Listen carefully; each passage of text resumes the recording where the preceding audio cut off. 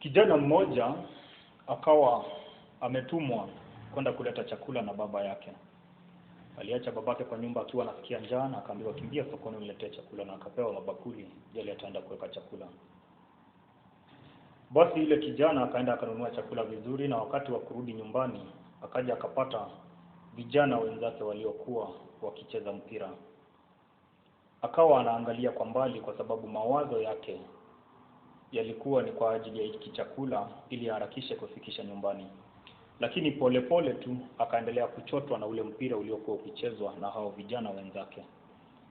Akawa analegeza miguu polepole hatimaye akasimama. Aliposimama, moyo wake na mawazo yake yote yakawa yanaelekea katika ule mpira. Akampatia mtu ile chakula amshikie na akaingia katika uwanja. Alipoingia uwanjani, akawa kwanza yeye ndio mwenye kuangaziwa kwa sababu mpira alijua kuucheza. Akawa anafanya connections vile ambavyo bao litaingia, na hata mabao mengine akafunga. Akawa ni wa kushangiliwa, lakini hatimaye mpira ukaisha. Mpira ulipoisha, wakumshangilia na aliyokuwa akicheza na wao mpira wakaelekea nyumbani, na yeye pia akawa ni wa kuelekea nyumbani.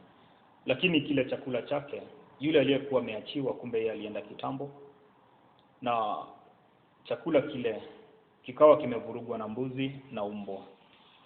Aliposhika lile sahani akapata kumbe halina chakula, ni uchafu tu uliobaki baada ya kile chakula kuliwa. Akaenda nyumbani akiwa anajificha, kuna aibu, kuna uoga, maana anajua babake anasikia njaa lakini chakula hakiko.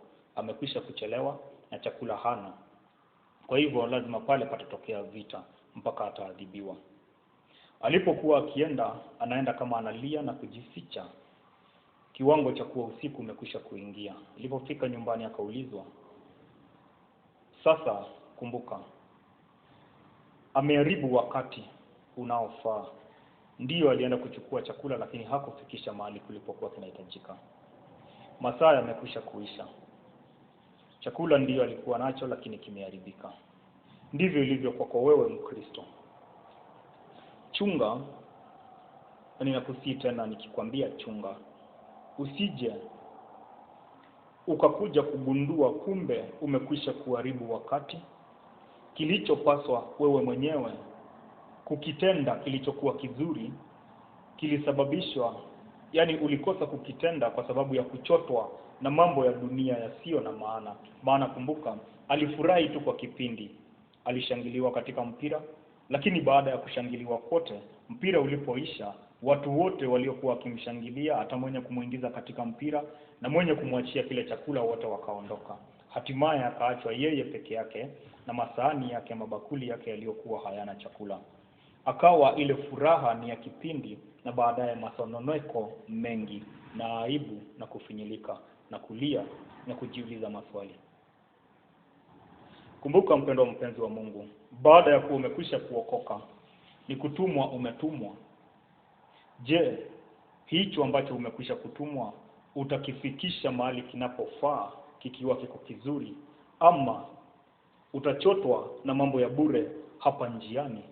Kwa sababu alianza kuchotwa polepole na kulegeza miguu polepole, hatimaye akajipata amechotwa kabisa, na lile jukumu alilokuwa amepewa likaondolewa katika mawazo yake, na akaingizwa kwa jambo ambalo lilikuwa halina msaada katika maisha yake, kwa sababu ndiyo liliingia katika masaa ambayo alikuwa ni yake ya kufikisha chakula.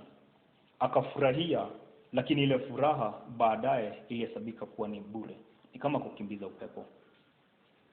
Wewe nawe mpendwa mpenzi wa Mungu, unayo jukumu umepewa baada ya kuwa umeokoka. Waweza kuwa wewe ni mtume, wewe ni nabii, wewe ni mwinjilisti, wewe ni mwalimu ama mchungaji. Je, uchungaji wako, uinjilisti wako, utume wako, unabii wako, ualimu wako, hicho kipawa ulichopewa, je, atakapokuja mwenye hiyo kazi, mwenye kukutuma, atakapohitaji report, utakuwa umechotwa na mambo yasiyofaa? Utakuwa na mabakuli matupu, ama hautachotwa, utafikisha kile ulichokuwa umetumwa kikiwa kiko salama na wakati unaofaa. Jiulize mpenzi wa Mungu, ya kukuchota ni mengi: masengenyo, dhiki, shida, matatizo. Ni kipi kitakacho kukutenganisha na aliyekutuma? Je, ni maisha haya, ni dhiki, ni matatizo, ni ghadhabu, ni kufinyilika, ni uzito, ni kuona kutendewa mabaya? Ni macho yako ama ni moyo wako ama ni mawazo yako? Ni mikono yako ama ni miguu yako? Ni mdomo wako ama ni masikio? Ni kipi kitakachosababisha wewe mwenyewe kuto kukaa katika laini ya mpango na mapenzi ya Mungu, upate kuikamilisha kazi yako salama? Uwe na ujasiri wa kunena kama Paulo ya kuwa mwendo nimeumaliza, imani nimeilinda. Je, utakuwa na furaha ya kuwa umemaliza mwendo salama, kile ulichokuwa umetumwa ukiwa umekilinda? Jioji mpenzi wa Mungu. Barikiwe na Mungu akulinde. Amina. Amina.